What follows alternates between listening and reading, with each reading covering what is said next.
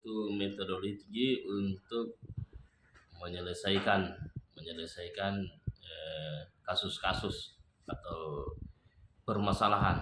Bagaimana tanggapannya?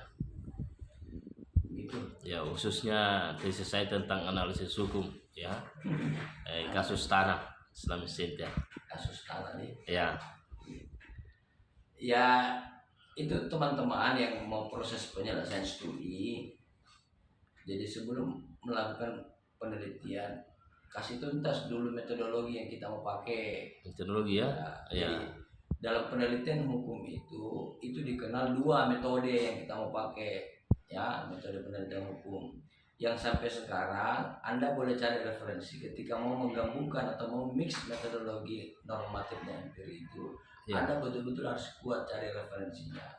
Ya, Nah, sampai hari ini yang kita pakai metode penelitian hukum itu ada dua, metode penelitian hukum normatif dengan penelitian hukum empiris, ya. Nah, Anda bisa cari bukunya, misalnya Peter Mahmud, itu guru besar dari Erlangga, cari bukunya referensi tentang itu. Oke. Penelitian hukum normatif itu datanya, Ya. dalam penelitian hukum normatif itu tidak ada data, yang ada namanya bahan hukum. Ya, jadi tidak ada data dalam penelitian hukum normatif. Kalau ada, maka itu hanya unsur penunjang. Ya. Jadi dalam penelitian hukum normatif itu orang menggunakan yang namanya bahan hukum. Ya. Objek penelitiannya pasti yang namanya normatif. Kita beranjak dari peraturan perundang-undangan. Ya. Kalau Anda penelitian normatif, maka ada 3 yang Anda yang mau kaji. Yang pertama, yang pertama, apakah norma itu kabur? Normanya kabur, namanya vague of norm.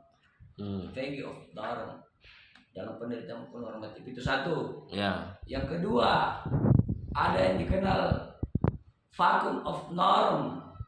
Vacuum of norm, ini suaraku. Iya. Batuk.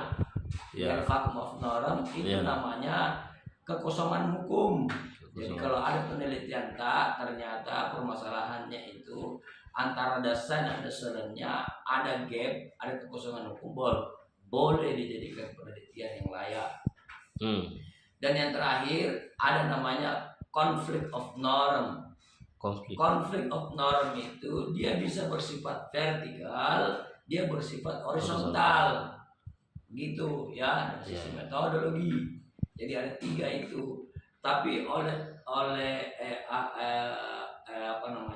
dosen-dosen kita dulu itu menambahkan 1, incomplete norm.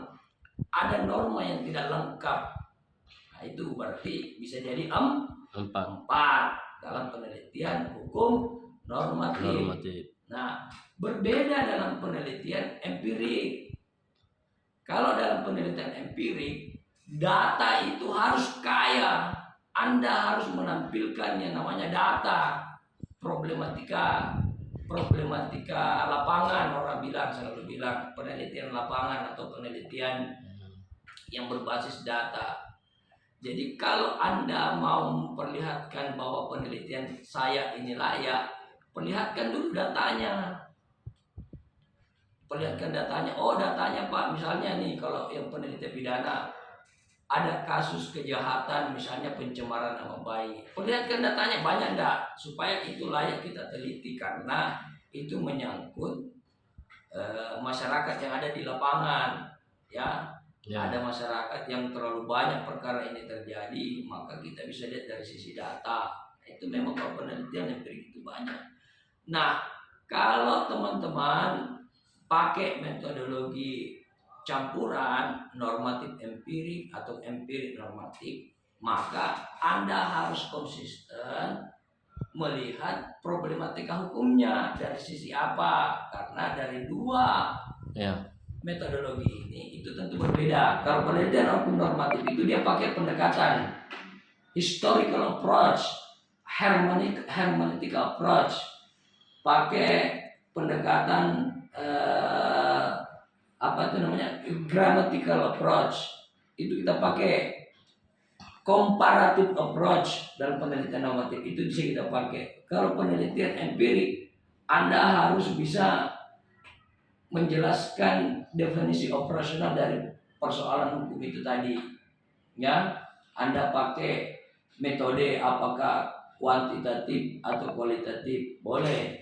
Ya, itu. Jadi saya harap teman-teman yang sudah lakukan penelitian, yang sudah melaksanakan penelitian penyelesaian studi yang berupa tesis, tentu berbeda penelitiannya dengan skripsi, Betul. berbeda juga disertasi. Iya. Kalau S2 maka Anda harus memang banyak referensi teori-teori yang dijadikan sebagai pisau analisis setiap permasalahan. Minimal satu saja teori yang Anda pakai misalnya. Iya.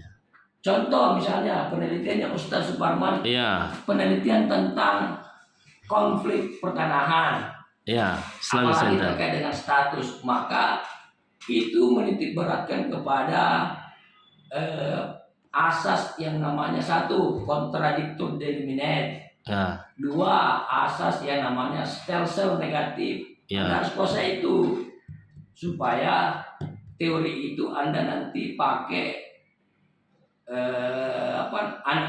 teori itu Anda bisa pakai menganalisis permasalahan yang ada, apakah sudah sesuai dengan asas-asas teori-teori ya. Gitu ya. Oke. Oke, Siap. Terima kasih Semoga ilmunya. cepat selesai dan kita Amin. sudah di bulan 12. Amin. Ya teman-teman mahasiswa pasca, selamat menontonnya dan belajar bersama. Wassalamualaikum warahmatullahi wabarakatuh.